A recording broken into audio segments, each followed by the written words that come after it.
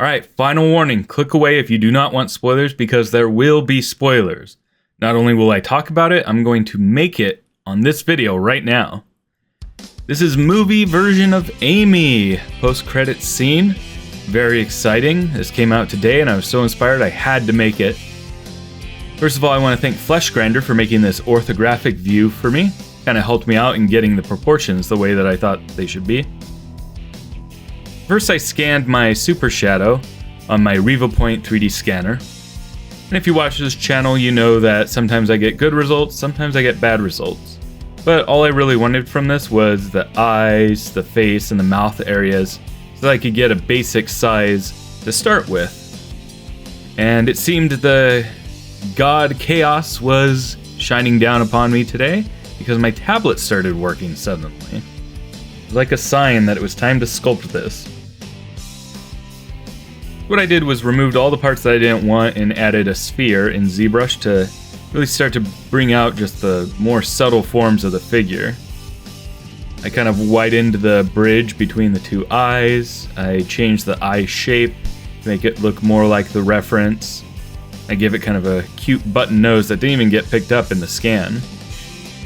I originally tried to sculpt eyelashes here kind of very organically, and it wasn't looking good, so I undid that. You'll see how I make eyelashes differently later in this video. There's lots and lots of back and forth just trying to gauge what I thought would be the right proportions based on just this one image.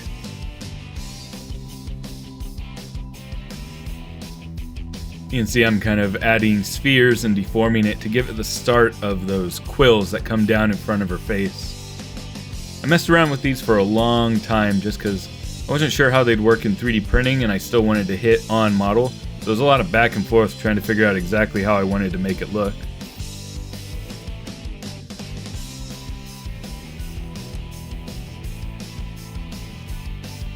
I was getting a little concerned because at this point I kind of felt like it looked like, what's his name, Alexander Loshenko or something? Worf's son from Next Generation. And so I had to do something about that by continuing to work on the model. I knew that when I started making the tufts, I would stop feeling this way about the model.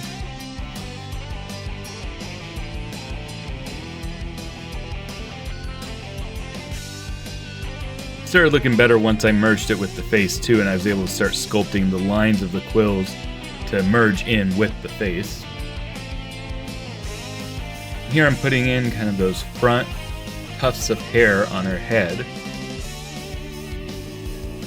In the game version, it's just 3 distinct spots, but it looks like in the movie version they're kind of merged together a little bit in smaller, more realistic bits. I don't know how many total because we don't see up above her head at all in the shot that was leaked, but I just had to use my creative interpretation. On the leak, her skin or her fur is pretty smooth, but I think it's because it's blurry. So I'm going to assume that she's going to have all these kind of lines and tufts when she eventually gets made into a toy.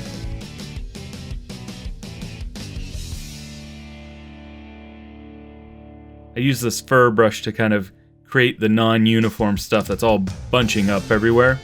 And then because a lot of those looked kind of patterny, I went in and I did more sculpting on top of those shapes to draw them out more and give a more unique look.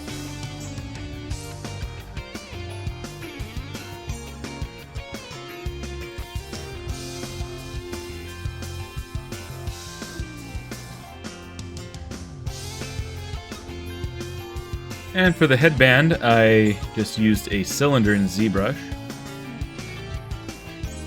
One thing you'll notice is usually I'll switch between Maya and ZBrush to do a lot of my 3D modeling, but I've been really trying to challenge myself lately to stay completely in ZBrush and learn all the tools a little bit better.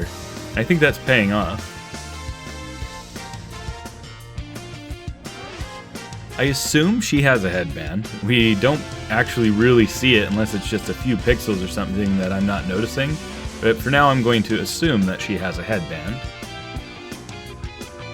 One of the important things I want to do is make it look like the fur is being pressed down underneath that headband and it's kind of popping out of it to have like a slight bulge as if it's being pushed out of the way. And I use this fabric alpha to create a nice texture that should hopefully show up in the 3D print. We'll see once it's done. It's printing right now as I record. When I saw the leak, I went straight home and started working on this direct to sculpting. I think I've been sculpting for about, 8 hours? I've been working on this whole, what you see in this video is going to be 8 hours of work. You might hear it in my voice. I'm a little low energy because as of recording it's 2 a.m. and wow, that time flies. Anyway, I did some threads here to add more detail. Hopefully that'll show up in the print as well. Now this is the alternate way of doing the eyelashes, kind of more in a cartoony way, and I think it's appropriate for this design. Instead of making those individual strokes like I was earlier in this video, I masked out the shape that I wanted, and then kind of used my sculpting tools to bring it forward to give it an embossing, and then go in with the cutting tool to give it more of that eyelash texture. The mouth took me forever. I probably spent 30 minutes on the mouth alone because it's so subtle and you actually kind of barely see it in the leak. And one of the things it kind of reminded me of was Laura Bell Bundy in the beginning of Legally Blonde, which fans of my channel will know I bring up often that I was in Legally Blonde, a local production of it. So I really kind of took inspiration from the image that I saw of Laura Bell Bundy because I got that vibe from the image. We'll see if that's the right decision or not. You know, just because the image is so blurry, we really had to make an interpretation for it. But you can't really see it. So I kind of went with, oh, this is the vibe that I got from the mouth. So now I'm going to use Laura Bell Bundy's mouth as reference for this. And we'll see if it pays off once we see more of the character, but it is what we have tonight. I also wasn't sure how many quills should be in the back.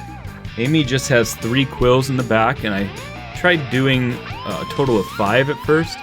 I ended up not really liking that, so I took it back down to 3, but then I had the 2 smaller ones for a total of 5. I felt that that was a good way to keep it realistic, but still be grounded in the original design.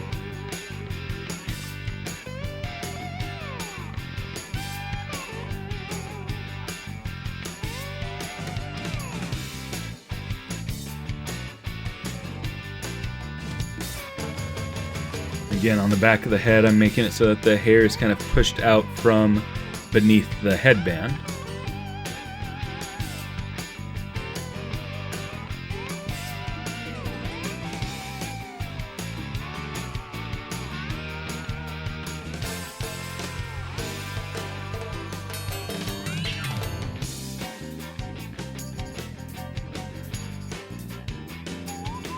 And then I wanted to have kind of guidelines for the eyes because I'm always terrible at painting eyes on figures, so I always like to have something in the model that guides where the paint should go. And then just for fun to do a render, I decided to paint it in ZBrush. This is something I don't think I've ever done before, was complex colors in ZBrush. And these aren't exactly complex colors, but what I mean by that is more complex for me. Instead of just having 1 or 2 colors, I actually looked up tutorials of the painting tools in ZBrush, and I'm glad I did because now I can have some nice fancier renders for Instagram or in my videos, and I think it'll just add to the production value. This also kind of gives a preview of how I might want to paint it, get an idea of what techniques I want to use. For instance, the way that I'm doing the painting now is kind of like airbrushing, so it's telling me that I really need to get my airbrush set up to do the type of paint that I'm doing in this preview here.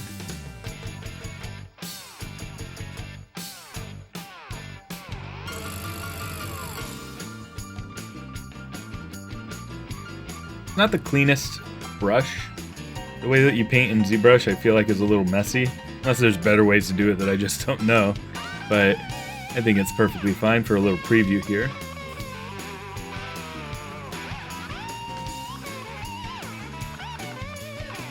You may notice that the nose is a little bit bigger than in the reference. And the reason for that is I was worried about it breaking off. So we're going to go with a slightly bigger nose and hopefully it'll be more sturdy than being on model, and hopefully it won't be noticed that much.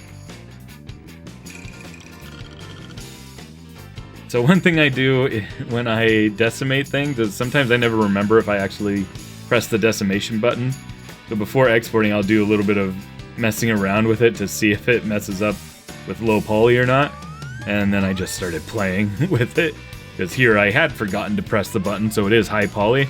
And I thought I got some cute, weird faces out of doing that. I thought I might just include that in the video. I got a shock when I brought it into Maya. It merged in with Shadow's model that I already had in the scene, and that was not a pretty sight. But it's looking pretty good inside of Maya. I cut out a little bit of a hole for the neck so I could put it on the figure. And then you'll see that I'm kind of deciding whether I want to make it fully round or not. I felt like putting it a little flat on the top of the head was a little more realistic. And then I sliced it in Cheetah Box, and as I record, it is printing. By the morning, I should have this figure in my hands and ready to paint. Very exciting. Less than 24 hours since the leak happened, I will have the head of this figure ready to paint. I'm pretty happy with it.